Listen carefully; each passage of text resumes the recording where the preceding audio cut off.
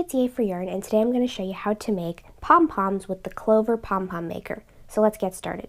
So here is a pom-pom that I made on the Clover Pom Pom Makers. I have the large size, which is like the large and the jumbo, but there's also a set with a smaller size. There's one smaller than this and then one even smaller, and that's a different set. But this one is made on the green one here. Pom-poms are great for embellishing all kinds of knitted, crocheted, or even machine knitted projects. So I'm going to show you how I use these pom-pom makers to make the process a whole lot easier. So if you don't have a pom-pom maker, you can make pom-poms with cardboard instead of these pom-pom makers, but I find this to be a whole lot easier. When you use cardboard circles, when you cut between the cardboard circles, they eventually the edges of the cardboard wear out, whereas this will last, and you can use it over and over and over again, hundreds and hundreds of times, and it won't wear out like the cardboard will. So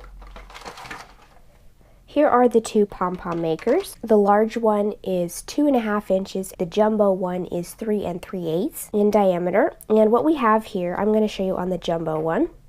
This dark purple one was made on this smaller green one, and I'm going to make one on the jumbo size now. And basically all this is you have two halves here, and when you open it up, you've got half circle over here with a little tab on it, half circle over here with a little tab on it, and this center part. And there's two halves here. They are separate from each other, and you can even take them apart like so.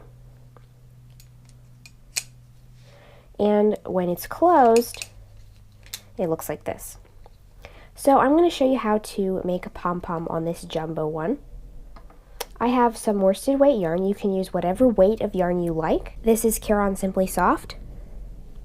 And we're going to start, as you can see, we've got two pairs of half circles on our pom-pom maker. Doesn't matter which one you start on, as long as you start at the end that's connected to the center white part.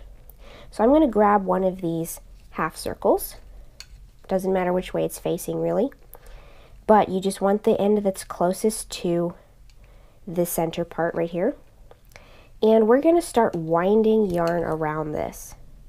So I'm going to lay the end of my yarn around those two like that.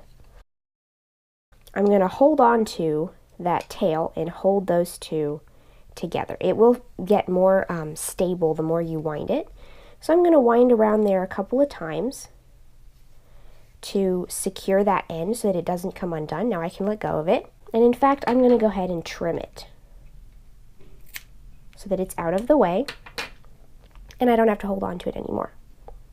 So we're just going to wind around and around and around and around and around these half circles, and we're going to fill them up with yarn. And the more fully you wind the yarn around this, the more full and dense and fluffy your pom-pom will be. And I like mine pretty full and pretty dense. So I'm going to wind a lot of yarn on mine.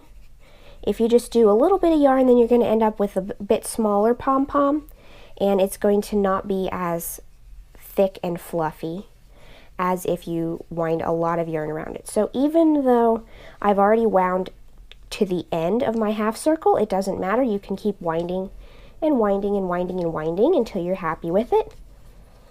And the main key here is that you just want to keep winding it evenly so that you don't have one section that's got lots of yarn and, the section next to it only has a little bit.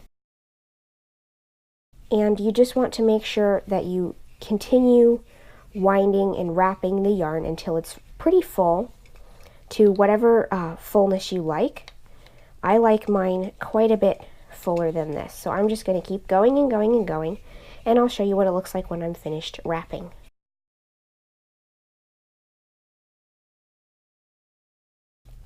Alright, so that's about where I'm going to stop.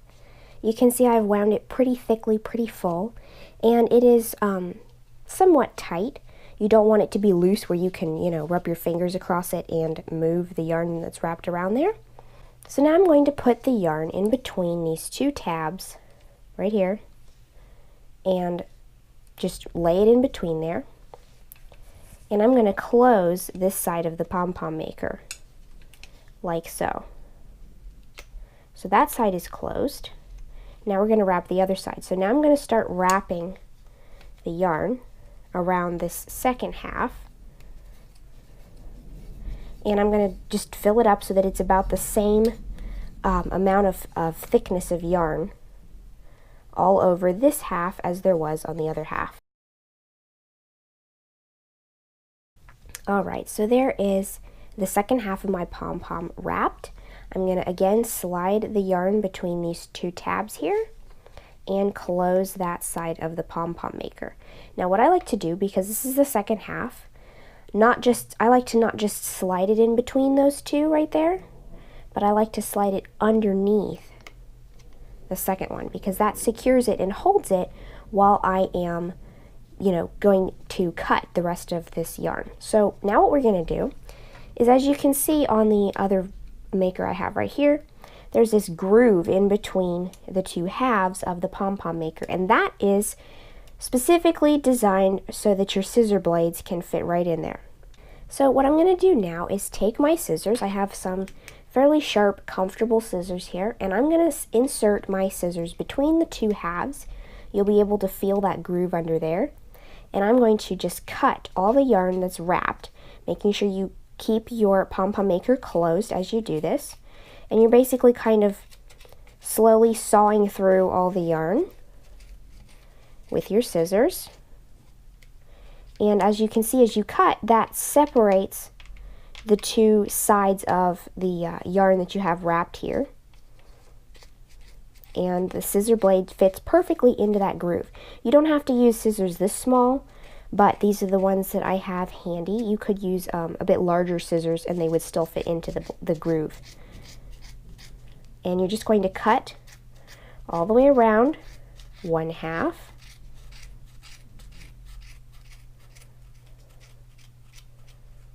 Like so. Make sure that this groove is totally visible. There should not be any yarn still running across it. Then we're going to go to the other half and do the same thing. Again, making sure you keep it closed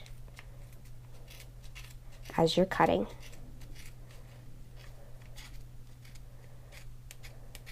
And this is why I like this better than using cardboard circles, because if you're cutting in between cardboard circles and you're sawing through the yarn like this, it really wears out the edges of the cardboard quickly and shreds them, and you have to keep cutting new cardboard circles after several pom-poms. Your cardboard has all, disintegrated around the edges and you have to get new cardboard. So this is very handy, and it just makes the pom-poms a whole lot easier to make. So once I get up here to where my yarn is coming off, I'm just going to cut all the way across, even cutting the yarn that was being held there. So that yarn is now free. And as you can see, I have what looks like two discs with yarn on each disc, but they're actually going through the middle. So now what I'm going to do is lay this down. I'm going to take my yarn, a decent length of it, and the actual length of the yarn you're going to use to tie your pom-pom depends on whether or not you're going to attach it to something or leave it, not attached to anything. This one's not attached to anything, so I've just trimmed the end of my tying yarn so you can't even see it. But for example, this one, I've left it long enough to attach it to whatever I want to attach it to. If you want to sew it onto something, you're going to need to leave longer tails for that. So just keep that in mind. So I'm going to take my yarn and I'm going to insert it, lay it in between those two halves all the way around. And it should be running in the groove that your scissors were cutting in. And you're going to tie it in a knot, like so. Now you're going to pull on that yarn and tighten it as far as it'll go so that that tying yarn is in between the two halves of your pom-pom maker. You want to tighten that pretty well.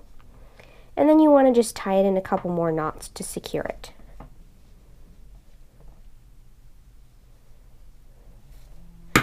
So I'm going to leave that yarn cut to a decent length. So now we're going to remove our pom-pom from the pom-pom maker. So you're going to look at your pom-pom maker, and in this case, because this is the jumbo one, I'm looking for the blue sections, these half circle parts right here. And we worked with them in pairs, but when you pull it in pairs, it's kind of hard to get it off because there's so much yarn on here. So I like to take one part of each semicircle at a time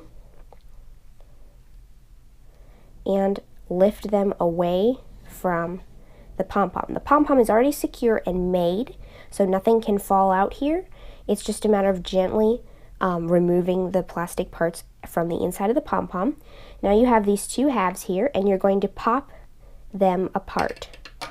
So we've removed the little pin from the other half. So it goes together like this, and we just popped that apart from the inside of our pom-pom. So to put your pom-pom maker back together, you're just going to take the two halves, insert the little pin into the other side, and close the semicircle parts. So now here's what our pom-pom looks like. It doesn't look as much like a pom-pom yet because it's not round. So I'm going to grab the tails where I tied my pom-pom, and you're just going to kind of fluff it, make it more round. And if you see any yarns that are kind of sticking up, little scraggly pieces there, you can just trim them with your scissors.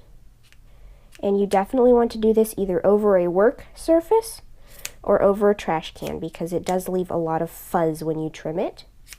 And if you have carpet, you don't want that in your carpet. So you're just going to trim your pom-pom up. Just fine-tune how it looks. Make it the way you like it. I've even seen sometimes where people will cut them into certain shapes and make some pretty cool crafts with them. So if you want to do that, you can do that at this point.